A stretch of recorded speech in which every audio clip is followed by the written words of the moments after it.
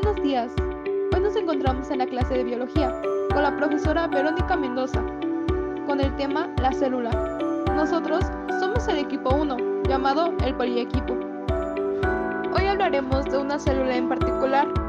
Esta es la célula eucariota. Una célula eucariota es aquella que tiene un núcleo indefinido, cubierto por el citoplasma y protegido por una membrana que constituye la envoltura celular. Alguna de sus características de este tipo de células es que son de gran tamaño, están compuestas por orgánulos, necesitan energía, se reproducen y se dividen. Existen diferentes tipos de célula eucariota, entre ellas la célula vegetal y la célula animal. Hoy nos concentraremos en la célula animal. Célula animal.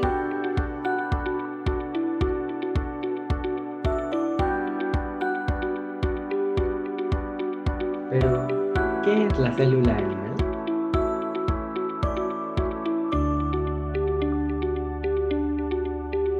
La célula animal es la unidad básica de los tejidos de los animales, que son organismos pluricelulares y este se caracteriza por tener núcleo verdadero. Ah, sí, también escuché que se diferencia de la célula vegetal por la ausencia de la pared celular y los cloroplastos.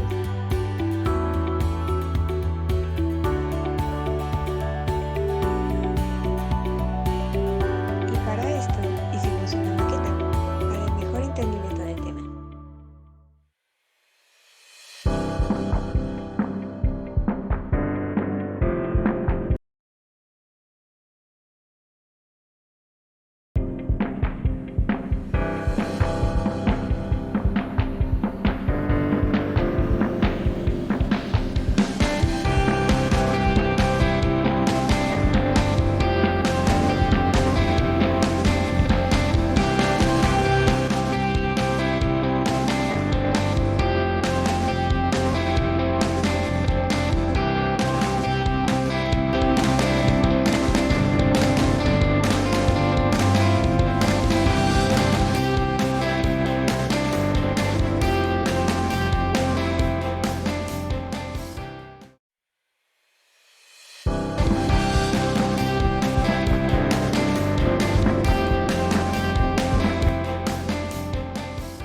El nucleolo es el organelo especializado en procesar y administrar la información de la célula. Normalmente las células eucariotas cuentan con un solo núcleo, pero existen excepciones donde podemos encontrar más de uno. La forma en que este orgánulo varía en función de la célula en la que se encuentre, pero por lo general tiene aspecto redondo, en el que se almacena el material genético en forma de ADN, ácido desoxirribonucleico, y es el que se encarga de coordinar las actividades de la célula, desde su crecimiento hasta la reproducción. El núcleo, además, cuenta en su interior con una estructura visible llamada nucleolo, y que se forma por la concentración de cromatina y proteínas.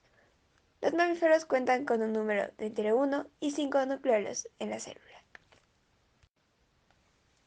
La envoltura nuclear es una estructura compleja que se basa en una vesícula de retículo endoplasmático extendida alrededor del material hereditario nuclear, cromatina.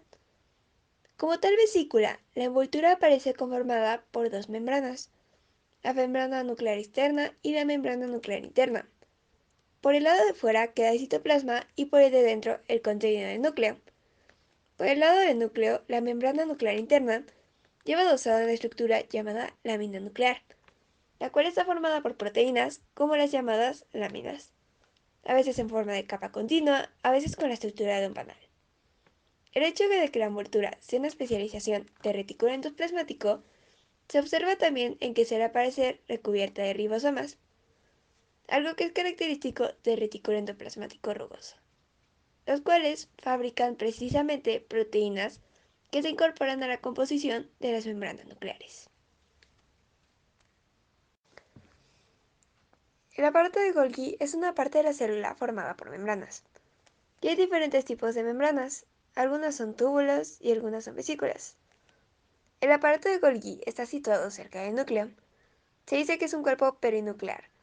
De hecho, está también justo junto al retículo endoplásmico, Y cuando las proteínas salen del retículo endoplásmico, pasan al aparato de Golgi para su posterior procesamiento. Por ejemplo, en algunas proteínas se agregan carbohidratos y a continuación estas glicoproteínas o compuestos formados por carbohidratos y proteínas salen del aparato de Golgi al resto de la célula y lo hacen dentro de las vesículas. Estas vesículas son en realidad parte del Golgi. De hecho, una de las funciones del aparato de Golgi es hacer nuevas vesículas a partir de la membrana existente e incluir en dichas vesículas las glicoproteínas y otras sustancias creadas en su red. Finalmente, las vesículas llenas de estos productos se desplazan por el resto de la célula, generalmente atravesando la célula hasta la membrana plasmática, que es su destino final. Citoesqueleto: red grande de fibras proteicas y otras moléculas que determinan la forma y estructura de las células del cuerpo. El citoesqueleto ayuda a organizar las estructuras llamadas orgánulos y otras sustancias en el líquido dentro de las células. Es un componente importante de muchas funciones celulares, como el movimiento, la señalización y la división. Los cambios anormales en esta red quizás conduzcan a la aparición de muchas enfermedades distintas, como el cáncer. El citoesqueleto también puede afectar la multiplicación de las células cancerosas y su diseminación por el cuerpo. También se llama matriz intracelular. La membrana plasmática, también llamada membrana celular, se encuentra en todas las células y separa el interior de la célula del ambiente exterior. En bacterias y en células de plantas hay también una pared celular que se une a la membrana plasmática en la superficie exterior. La membrana plasmática se compone de una bicapa lípida que es semipermeable. La membrana plasmática regula el transporte de materiales que entran y salen de la célula. La membrana plasmática protege la célula. También proporciona un entorno estable dentro de la célula. Esta membrana tiene varias funciones diferentes. Una de ellas es el transporte de nutrientes dentro de la célula y otra es el transporte de sustancias tóxicas fuera de la célula. La membrana plasmática tiene proteínas que le permiten interactuar con otras células. El núcleo es el organelo más prominente de la célula. Generalmente tiene forma esférica y se ubica en el centro. Contiene la mayor parte del ADN, ácido desoxirribonucleico. Por tanto, regula sus funciones y se le considera el centro de control genético y de las actividades celulares. Está constituido principalmente por 4 partes, que son la envoltura celular, el nucleoplasma, la cromatina y el nucleolo. El nucleoplasma, que también recibe otros nombres como citosol nuclear, jugo nuclear, matriz nuclear, carioplasma o cariolinfa, es el medio interno del núcleo celular de carácter semilíquido, es decir, forma la parte interna del núcleo celular, que es la parte más importante de las células, principalmente porque en él se encuentra el material genético, el ADN. Dentro del nucleoplasma podemos encontrar dos elementos esenciales de la célula: el ADN, el material genético en forma de fibras o cromatina, y el ARN, ácido ribonucleico en forma de fibras conocidas como nucleolos. Así podemos decir que esta estructura está formada por una serie de elementos que posibilitan la expresión genética. En cuanto a su aspecto, el nucleoplasma presenta una textura viscosa y constituye un medio semilíquido. Su aspecto es homogéneo, aunque presenta una zona concreta menos viscosa denominada hialoplasma. El retículo endoplásmico rugoso consta de un sistema de membranas organizadas en forma de una red de túbulos ramificados y sacos aplanados interconectados. Estos se inician en la membrana externa de la envoltura nuclear y están distribuidos por todo el citoplasma. Su apariencia es granular debido a la presencia de miles de ribosomas que se adhieren en la cara externa de la membrana. La función que desempeña está relacionada con la síntesis y el ensamblaje de proteínas, actividad que realizan específicamente los ribosomas. Por lo tanto, las células secretoras tendrán mayor cantidad de retículo endoplásmico rugoso. Las mitocondrias son orgánulos celulares eucariotas encargados de suministrar la mayor parte de la energía necesaria para la actividad celular a través del proceso denominado respiración celular. Actúan como centrales energéticas de la célula y sintetizan ATP a expensas de los carburantes metabólicos. Son estructuras pequeñas de una célula que se encuentran en el citoplasma.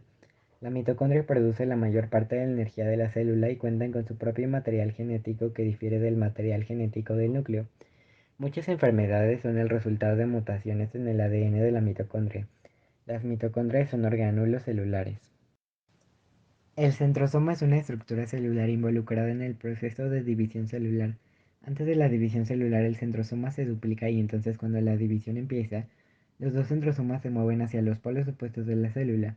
Unas proteínas llamadas microtúbulos se ensamblan para formar un eje entre los dos cromosomas y ayudar a separar los cromosomas replicados en las células hijas. El centrosoma es una parte muy importante de cómo la célula organiza la división celular. Hay una enorme cantidad de procesos que se necesitan para coordinar en conjunto cuando tenemos dos células, tanto sus núcleos como sus citoplasmas, alejándose la una de la otra. Los microtúbulos constituyen un eje, y ese es realmente el elemento estructural de las células que coordina el movimiento de las células alejándose unas de otras. Y los centrosomas son quienes organizan los microtúbulos. Por eso se denominan el centro de organización de los microtúbulos. Los centrosomas se duplican antes de la división celular para así ayudar a organizar los microtúbulos y el proceso de división celular. Los cilios son organelos que ayudan a la locomoción y o desplazamiento de materiales. Son estructuras de locomoción en los eucariontes unicelulares, mientras que en los organismos pluricelulares desempeñan diferentes funciones. Por ejemplo, los cilios que se encuentran en la superficie del epitelio respiratorio y los que se encuentran recubriendo el interior de los oviductos de los mamíferos. Los organismos y algunas células que presentan flagelos generalmente tienen uno o dos. Son largos y miden entre 100 y 200 micras de longitud. Están formados por proteínas. Su función es el desplazamiento con movimientos de tipo ondulante, iniciándose en la base y propagándose hacia el ápice.